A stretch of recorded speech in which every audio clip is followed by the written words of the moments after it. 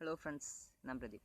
இன்றைக்கான வீடியோ என்னென்னா, motivational video, inspiration video எப்படி வேணால் எடுத்துக்கலாம். இந்த வீடியோவில் யாரை பற்றி பார்க்க போகிறோன்னா, அயன்மேன் அப்படின்னு நம்மக்கிட்ட அழைக்கப்படும் ராபர்ட் டவுனி ஜூனியரை பற்றி தான் பார்க்க போகிறோம். சரி வாங்க வீடியோக்குள்ளே போகலாம். ராபர்ட் டவுனி ஜூனியர் வந்து 1965 பிறகுறாரு. இவங்க அப்பா பேர் வந்து ராபர்ட் டவுனி சீனியர். அவருக்கு பிறக்கத்தாலே இவருக்கு ராபர்ட் டவுனி ஜூனியர்னு பேர் வைக்கிறாங்க. இவங்க அப்பா வந்து ஒரு நல்ல டைரக்டராக இருக்கார். இவங்க அம்மா வந்து அவங்க அப்பா எடுக்கிற படத்தில் நடிக்கிற ரோல்லாம் நம்ம நடிக்கிறாங்க. அவங்களுக்கு பிறக்கிறதால இவர் வந்து பார்ன் வித் சில்வர் ஸ்பூன் சொல்லுவாங்களே, அந்தமாரி நல்ல பணக்கார வீட்லேயே பிறகுறாரு. அவங்க அப்பா வந்து இவருக்கு நடிக்க வாய்ப்பு தராரு. சைல்டு கேரக்டராக நிறைய படத்தில் இவரும் பண்ணியிருக்காரு. அவங்க அப்பா வந்து ரொம்ப டிப்ரெஷனில் இருப்பார். எப்போயுமே ஷூட்டிங்லாம் முடிச்சுட்டு வீட்டுக்கு வரும்போது ரொம்ப டிப்ரெஷனில் இருப்பார். அந்த டைமில் அவர் வந்து ட்ரக்ஸ் எடுப்பார். அந்த ட்ரக்ஸை வந்து அவர் பையனுக்கும் கொடுத்தாரு. அதாவது 6 வயசுலேயே ராபர்ட் டவுனி ஜூனியருக்கு அவங்க அப்பா வந்து ட்ரக்ஸ் கொடுத்தாரு. இது தான் ஃபஸ்ட்டு வாட்டி அவர் ட்ரக்ஸ் எடுக்க ஆரம்பித்தது. ட்ரக்ஸ் எடுக்க ஆரம்பித்து அவர் அடிக்ட் ஆகிறதுக்கு இதான் ஃபஸ்ட்டு வழியாக இருந்துச்சு. அவர் வந்து ட்ரக்ஸ் கொடுத்த பிறகு அவரும் எடுக்க ஆரம்பித்தார். காலங்கள் போச்சு. இவர் வந்து அதே ஊரில் ஸ்கூலில் படித்தார். ஆனால் அவங்க ஸ்கூலில் படிக்கும்போது கூட அவங்க அப்பாவுக்கும் அவங்க அம்மாவுக்கும் நிறைய சண்டை வரத்தால் அவரோட ஸ்டடியில் கான்சன்ட்ரேஷன் பண்ண முடியல. நிறைய பிரச்சனை வந்துச்சு. அதை ராபர்ட்டோட 13வது வயசில் அவங்க அப்பாவும் அம்மாவும் டைவர்ஸ் வாங்கிட்டாங்க. இவர் வந்து அவங்க அப்பா கூட போயிட்டார். ஏன்னா அவங்க அப்பா வந்து ரொம்ப ஆக்ட்ரஷனாக இருந்தார். அது இல்லாமல் ட்ரக்ஸ் நிறைய இருக்கிறதால அவங்க அப்பா கூட போயிட்டார். அவங்க அப்பா கூட போனது பிறகும் நிறைய படம்லாம் எடுத்திருக்காரு. அவர் வந்து அமெரிக்காலே நல்லா ஹை பெய்டு ஆக்டர் அப்படின்ற பேர் வாங்கியிருக்காரு. நிறைய படம் நடிச்சிருக்காரு. நல்லா சூப்பர் ஹிட் ஆகியிருக்கு. அவர் படம் வெளியே வருதுனாலே நம்ம ஊரில் ரஜினி படம் எப்படிலாம் வருமோ அந்தமாரிலாம் அவங்க அந்த இதுவில் வந்து அவர் படம் அவ்வளோ ஃபேமஸாக இருந்திருக்கு. அந்தமாரி போன அவர் வாழ்க்கையில் இந்த ட்ரக்ஸ் வந்து ரொம்ப அடிக்ட் ஆகிட்டார். அதுலேயும் வந்து ஹெராயின், கொக்கைன், கஞ்சா இது 3த்துக்கும் ரொம்ப அடிக்ட் ஆகிட்டார். இது 3 ரொம்ப தடை செய்யப்பட்ட போதைப் பொருட்கள். இது 3த்தையும் ரொம்ப யூஸ் பண்ணி அடிக்ட் ஆகிட்டார். இவர் வந்து லெஸ் தென் ஜீரோன்ற ஒரு படம் எடுத்தார். அதில் வந்து அந்த படத்தோட கதை என்னென்னா, ஒரு பணக்கார வீட்டு பையன் ட்ரக்ஸுக்கு அடிக்ட் ஆகி அதிலேருந்து எப்படி வெளியே வரான் அந்த படத்தில் இவர் நடித்தார். அது கேட்டதுக்கு இது என்னோட கதைங்க, இது சொந்த கதை, நான் இப்படி தான் நடித்தேன், அதனால தான் இது செம்ம ஹிட் ஆச்சு. அந்த படமும் தாறுமான ஹிட்டு.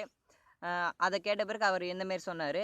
அதுக்கப்புறம் அவர் வந்து சாப்ளின்ற ஒரு படம், சார்லி சாப்ளின் தெரியும்ல, அந்தமாரி சாப்ளின்ற ஒரு படத்துக்கு அவர் கேரக்டர்லாம் மாற்றினுங்கிறதுக்கு அதுக்கு வந்து அவர் ஆஸ்கருக்கு நாமினேட் ஆனார். அப்படி ராபர்ட் டவுனி ஜூனியர் இருக்கும்போது அவர் லைஃப்பில் நிறைய பிரச்சனைகள் சந்திக்கிறாரு இந்த ட்ரக்ஸ் இதுவால்.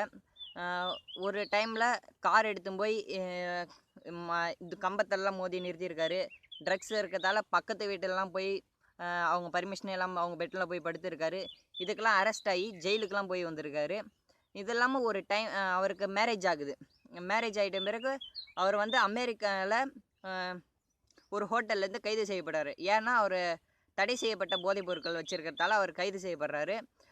அந்த கைது செய்யப்பட்டு அவர் கோர்ட்டில் நிறுத்திட்டாங்க. அந்த கோர்ட்டில் இருக்கும்போது அவர் ஒரு இது சொல்கிறாங்க, என் கையில் ஒரு கன்று இருக்குது, அந்த கன்னோட கன்று என் வாய்க்குள்ளே இருக்குது, அந்த கன்னை பிடிச்சிட்டு இருக்கிறது என் கை தான், அதை சுட்டா நான் செத்துருவேன்னு தெரியும், ஆனால் அந்த கன்னோட டேஸ்ட் எனக்கு பிடிச்சிருக்கு அப்படின்ற ஒரு வார்த்தையை சொல்கிறாரு.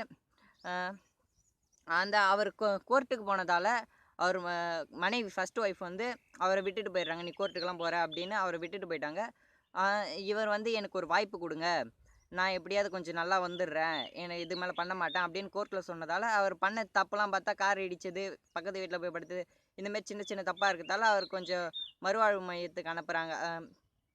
இதுக்கு அனுப்பிடுறாங்க. அவங்க வந்து சரியாயிட்டா இல்லையாருன்னு தெரியல. அவர் ஆனால் அங்கேருந்து ரிட்டன் வராரு. ரிட்டன் வந்த பிறகு படத்தெல்லாம் நடிக்க போகிறாரு. ஆனால் அவர் ஷூட்டிங்க்கு டேட்டு கொடுத்துருவாரு, டைம் கொடுத்துருவாரு. ஆனால் அந்த டைமுக்கு எல்லாரும் டைரக்டர், ப்ரொடியூசர் எல்லாம் வந்தாலும் இவர் அந்த டைமுக்கெலாம் போக மாட்டார். கரெக்டாக லேட்டாக தான் போவார். ஷூட்டிங்லேயே சரியாக இருக்க மாட்டார். இந்தமாரி போயிட்டுருக்க அவர் லைஃப்பில் ஒரு வாட்டி ஷூட்டிங் டைமில் எடுத்துகிட்டு இருக்கும்போதே அவர் வந்து மயக்கம் போட்டு வீழாரு. ஏன்னா அவர் ஹெவியாக ட்ரக் எடுத்துகிட்ருக்காரு. அதனால் அந்த படமும் இதுவாக முடியுது. அவர் ட்ரக்கும் கேஸ்லேயும் அரெஸ்ட் ஆகிறாரு. திருப்பியும் அவர் அந்த இதுலேருந்து வெளியே வந்து பார்த்த பிறகு அவர் ஃப்ரெண்ட்ஸ், ஃபேமிலி யாருமே கூட இல்லை. அவர் ரொம்ப மனசு உடஞ்சி போயிருக்காரு. அந்த டைமில் தான் நம்ம மார்வல் ஸ்டூடியோ வந்து நாங்கள் அயன்மேன்ற அந்த அவெஞ்சர்ஸ்க்காக ஒரு அயன்மேன் சீரிஸ் எடுக்க போகிறோம், அதுக்காக நிறைய ஆக்டர்ஸ்லாம் தேடிட்டு இருந்தாங்க. நிறைய ஆக்டர்ஸ் கூப்பிட்டு பார்த்தாங்க.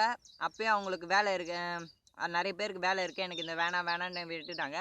அதனால் மார்வல் ஸ்டூடியோவில் இருக்க நிறைய பேர் வந்து நாங்கள் வந்து ராபர்ட் டோனியை சஜஷன் பண்ணுறோம், அவரை கேட்டு பாருங்கள், அவர் நல்லா நடிப்பார், இதுக்காக காத்துட்ருக்காருன்னு சொன்னதுக்கு, அவர்கிட்ட போய் கேட்டதுக்கு நான் இந்த வாய்ப்புக்காக தான் காத்துட்ருக்கேன், நான் நல்லா நடிப்பேன் அப்படின்னு சொல்லி அவரோட அயன்மேன் கேரக்டர் வாங்குறாரு. அதுக்கப்புறம் தான் தெரியுமே நல்ல தாறுமாறான வளர்ச்சி தான் வருது. ஹாலிவுட் இண்டஸ்ட்ரியிலே ஹை பெய்டு ஆக்டர் ஆனார். Iron Man 1, Iron Man 2, Iron Man 3, Avenger, age of Ultron, civil war, infinity war, Endgame, ஏன்னா நிறைய படத்தில் அவர் நடிச்சிருக்காரு. லாஸ்ட்டாக என் கேமில் கூட அவர் இறந்துட்டார். இப்போட அவர் சொத்து மதிப்பு நல்லா ஹையாக இருக்குது. இப்போ போய் அவங்க அப்பா கிட்ட கேட்டால் அவர் என் பையன்தான், நான் தான் தெரியாமல் இந்தமாரிலாம் பண்ணியிருக்கேன், ஆனால் இப்போ அவர் இருக்க நிலமையை பார்த்தா எனக்கு ரொம்ப சந்தோஷமாக இருக்குது, பெருமையாக இருக்குது அப்படின்னு அவங்க அப்பா கூட சொல்லியிருக்காரு. இப்போ அவன் ஹாலிவுட் இண்டஸ்ட்ரியிலே ஹை பெய்டு ஆக்டராக அவர் தான் வராரு. அதுக்கப்புறம் அவர் ஒரு செகண்ட் மேரேஜ் பண்ணிக்கிறாரு. அவருக்கு ஒரு பொண்ணு இருக்குது. விட்டுட்டு போன ஃப்ரெண்ட்ஸும் ரிட்டன் திரும்பி வராங்க. அந்த கேரக்டர் வந்து அயன்மேன் கேரக்டர் வந்து அவரோட ஃப்ரெண்டை மூலமாக தான் கிடச்சிச்சு. அதுக்கப்புறம் நம்ம ராபர்ட் எடுக்கிற படம் எல்லாம் ஹிட் ஆகுது, நல்லா ஹை லெவலுக்கு போயிட்டார். நம்ம எல்லாருக்குமே தெரியும் இப்போ அவர் தான் டாப் மோஸ்ட் ஹாலிவுட் ஹீரோ. சரி, இந்த இதுவில் வந்து உங்களுக்கு தெரிஞ்சுக்க வேண்டியது என்னென்னா, நம்மளை யார் உதாசனப்படுத்தினாலும், நம்ம யார் விட்டு போனாலும் நம்மளுக்கு ஒரு தைரியம் இருந்து நம்மளால் முடியும்னு நினச்சிங்கன்னா உங்களாலேயும் முடியும்.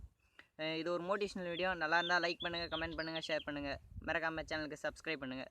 உங்களை நாளைக்கு இன்னொரு வீடியோவில் வந்து பார்க்குற வரைக்கும் உங்களை விடைபெறுவது பிரதீப். பாய்.